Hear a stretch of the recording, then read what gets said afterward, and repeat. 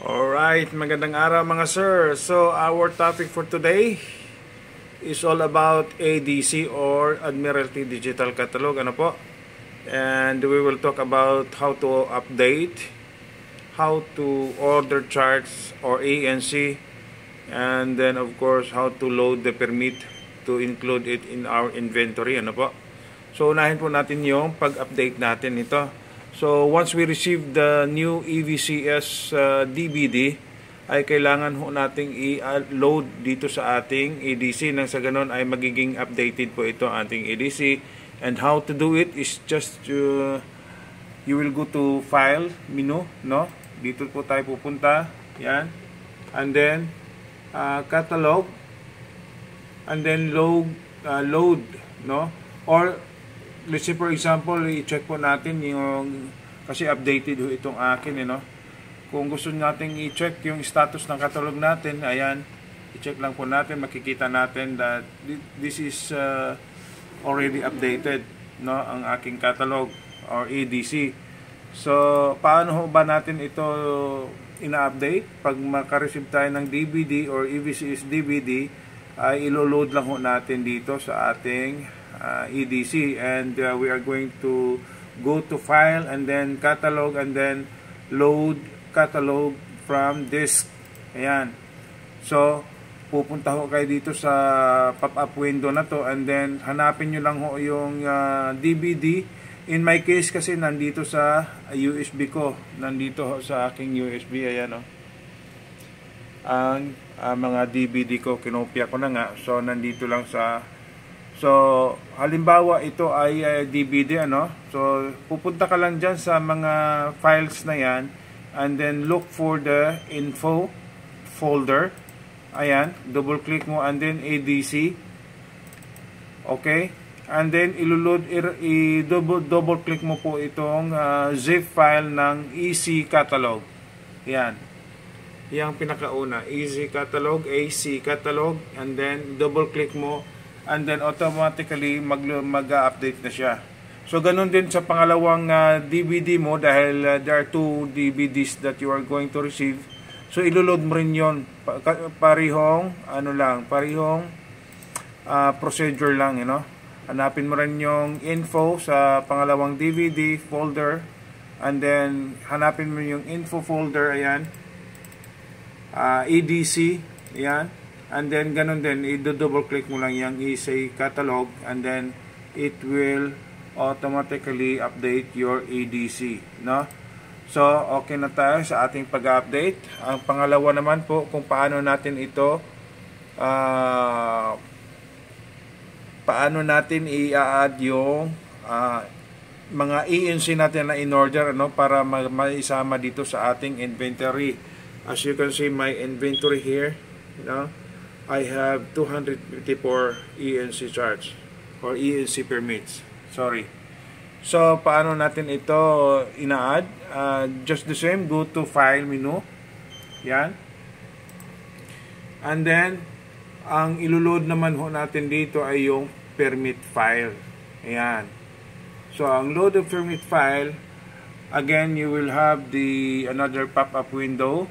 And then, hanapin nyo lang po yung pinaka latest na update that you receive. Halimbawa, we are now in week 2021, no, week 21. So ito po, nandito na yung lahat ng ENC permits mo, kasi nga galing ito sa iyong supplier, no. So lahat ng update ay nandito, and then lahat ng permits mo na ay nandito rin. Kasama na roon yung updated, you know, kasi hindi na sinasama yung mga na-expired na, syempre. So, i-ano mo lang, i-double click mo lang, and then hanapin mo yung permits, and then whichever you like, backup of master, it doesn't matter, you know.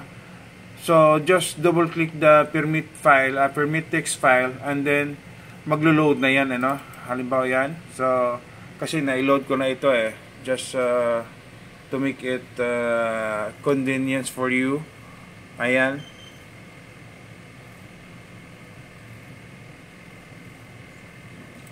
Okay.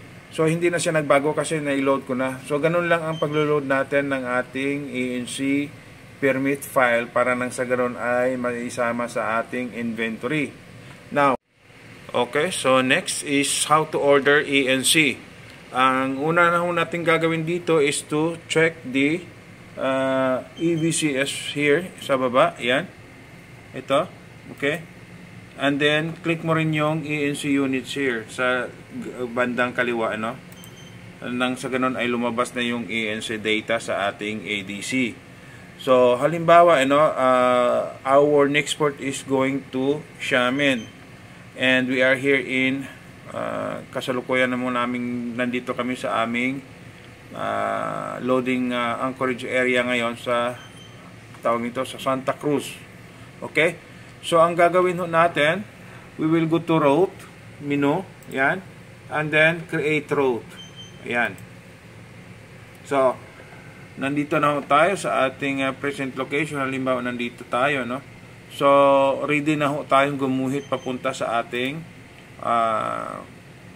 tawag nito, ating next port. So, ang gagawin natin is to ensure that all the ANC that we are going to need sa ating pong next voyage is ma-order natin, lalong-lalo na dito sa ating next port of call. Ayan, sa Xiamen nga, for example. So, lahat po ng ANC dito na nakapalibot or malapit, no?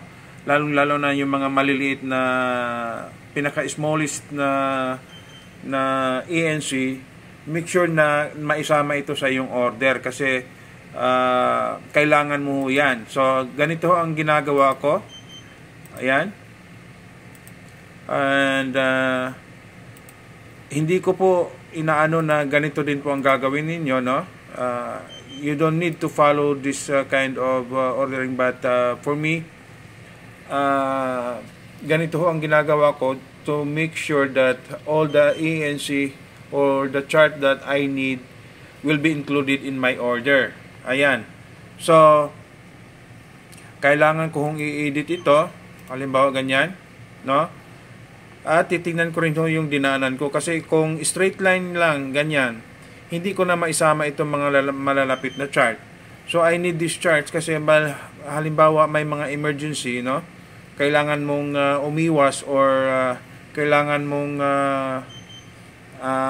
tawag nito, mag-deviate ng iyong course. So, maisama, safe ka pa rin kasi kasama ito. Lahat ng ANC na nasa malapit sa iyong dadaanan ay na-order mo.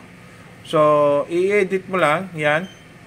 Ganyan, kung gusto mo pang isama itong mga malalapit talaga, para nang sa ganun, sigurado tayo sa ating order na isama lahat ang mga charts na malalapit sa ating ruta. So, ayan. And then, kung satisfied ka na dyan sa iyong pag-i-edit ng iyong pag-order ng iyong chart, kaya right-click mo lang, no? Right-click mo natin ang mouse. Ayan. So, ready na siya for tawag nito ma-load sa iyong basket. So ang gagawin naman natin ay pupunta tayo dito sa pulang basket na to, and then road to basket na tayo, no? So ayan, namula na siya. Ang ibig sabihin niyan, lahat ng pula na yan ay maisama sa iyong order. So you will check it again. Nang sa ganun ay sigurado ka na naisama lahat ang gusto mong o kailangan mong chart. So halimbawa ito meron pa, oh. Ang gagawin mo naman is edit mo ulit yung chart route mo. Okay?